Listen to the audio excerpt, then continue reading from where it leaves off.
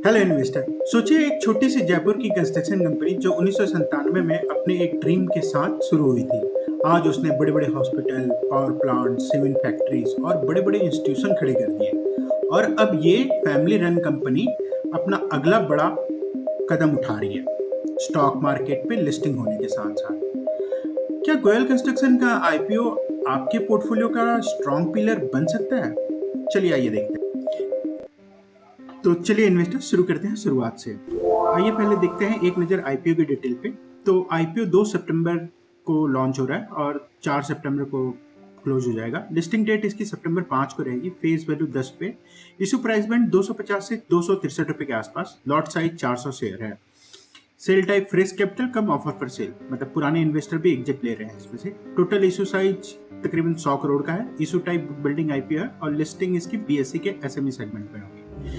चलिए एक lot price का क्या होगा? मिनिमम इन्वेस्टमेंट होगा 2 लॉट का कोई एसएमई है इसलिए 2 लाख से ऊपर का है, तो 2 लॉट का 2,10,400 रुपये होगा।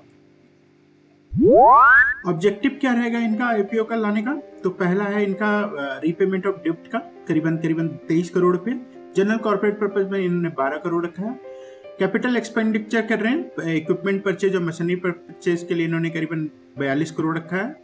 और ऑफर फॉर सेल इन्होंने 19 करोड़, मतलब 19 करोड़ रुपया उनके पास जाएगा जो कि एग्जिट ले रहे हैं कंपनी से अपने शेयर्स बेच के। कंपनी के प्रोफाइल पे एक नजर डालते हैं। ये कंपनी 97 में फाउंडेड हुई थी जयपुर में। इंडस्ट्री स्ट्रक्चरल कंस्ट्रक्शन का प्रोडक्ट रेंज, हर तरह के प्लांट्स बनाते हैं। Cement plant, hospital plants, institution infrastructure, किसी भी तरह का इंफ्रास्ट्रक्चर हुआ ये बनाते हैं। प्रोडक्शन कैपेबिलिटी में 19 प्रोजेक्ट इन्होंने कंप्लीट किया पिछले 4 साल में। 1134 करोड़ का तकरीबन 1135 करोड़ और 14 ऑनगोइंग प्रोजेक्ट हैं जिनका ऑर्डर बुक वैल्यू करीबन 600 करोड़ है। फ्लीट साइज इसकी 202 कंपनियों की मशीनरी है, प्लांट, कॉम्पैक्टर, एक्जावेटर, ये सब। वर्कफोर्स का स्ट्रेंथ 1168 परमानेंट एम्प्लॉय है प्लस 500 स्किल वर्कर भी हैं। इनकी फैमिली ही इनके फाउंडर में है, लेकिन पुरुषोत्तम दास गोयल जी चेयरमैन एंड डायरेक्टर हैं, अरुण कुमार गोयल जी डायरेक्टर हैं और नरेश कुमार जी भी डायरेक्टर हैं। एक नजर इसके फाइनेंशियल्स पे डालते हैं। तो फाइनेंशियल्स हम देखेंगे तो 23, 24, 25 तीनों साल में कंटिन्यूअस इंक्रीज हुआ है। 272 करोड़, 388 और 594। इबिटा में भी इंक्रीजमेंट है, 23 crore, 36 crore, 57 crore. Profit after tax में भी इंक्रीमेंट है, 14, 22 और 38 का। नेट वर्थ भी बढ़ा हुआ है, एसेट भी बढ़ा है। बोरोइंग उल्टा कम हुआ है 25 में। सेल्स ग्रोथ लास्ट ईयर के कंपेरिजन में 53% है 24-25 में। 24 में 388 था, 594 25 में था, तो 53% का ग्रोथ है। ग्रोथ इन इबिटा में 60% है, 36 से 57 हुआ है। ग्रोथ इन प्रॉफिट 69% है, 22 से 38 करोड़ हुआ है। डेट इक्विटी रेशियो 0.22 मैनेजेबल है, वो भी खास करके इंफ्रास्ट्रक्चर में हेवी कैपिटल इंसेंटिव बिजनेस है ये। अगर इसके आरओसीई पे देखें तो 33 पॉइंट, मतलब तकरीबन 34 का आरओसीई है और आरओई भी 34 का ही है। मैंने एफिशिएंटली डेट है ही नहीं तो क्या मैनेज करें। कंपनी के प्री आईपीओ में ईपीएस है 33 रुपये 72 पैसे, पोस्ट आईपीओ 26 रुपये 52 पैसे, पीई है 7 रुपये 77 और पोस्ट आईपीओ है 9.88।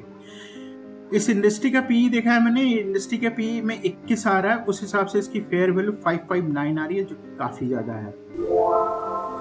एक बार पीर कंपेरिजन में देखें तो इंडियन कंस्ट्रक्शन इंडस्ट्री का ये 20 है, मैंने 21 लिया था, 20.9 है यहाँ पे।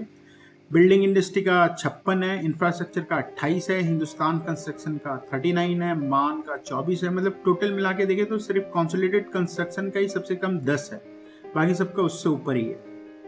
तो इस पी के रेशियो से तो पता चलता है कि कंपनी प्रीमियम पे लिस्ट होंगी। अब जीएमपी का देखते हैं तो जीएमपी करंट मार्केट सेंटिमेंट में जीएमपी इसका 58 रुपये चल रहा है, जिसके हिसाब से 321 रुपये अप्रॉक्स में लिस्टिंग करेगी। टोटल अभी तक सब्सक्राइब हो चुके हैं 1.22 टाइम्स। स्ट्रेंथ और वीकनेसेस, कंपनी के स्ट्रेंथ और वीकनेसेस पे एक बार नजर डालते हैं।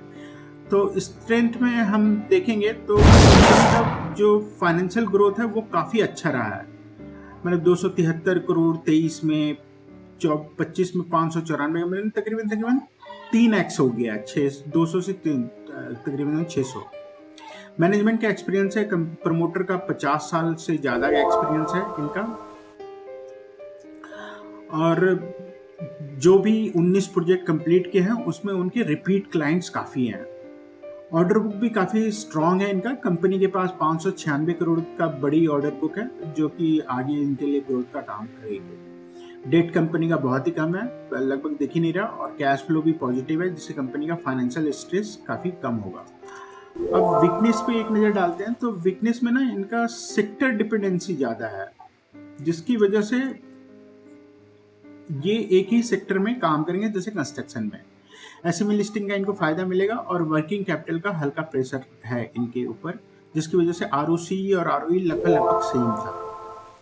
अपॉर्चुनिटी देखें तो इंफ्रा पुश गवर्नमेंट का बहुत ज़्यादा है, तो इंफ्रास्ट्रक्चर का पुश से इनको लाभ मिलेगा। डाइवर्सिफाइड कर सकते हैं ये अपने बिजनेस को, और जो आईपीओ ला रहे हैं वो काफ़ी लोअर वैल्यूएशन पे ला रहे हैं।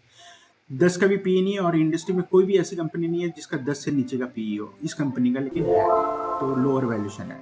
थ्रेट्स है, प्रोजेक्ट रिस्क है, तो प्रोजेक्ट मिला कि नहीं मिला, इसकी वजह से प्रोजेक्ट मिल गया तो एग्जीक्यूशन रिस्क आ जाता है, और मार्केट वोलेटिलिटी हमेशा रहता है वैल्यूएशन के ऊपर। ये वाला इनका थ्रेट्स रहेगा। ठीक है दोस्तों, आपको पसंद आया तो कमेंट करिए, शेयर करिए, लाइक करिए। Thank you.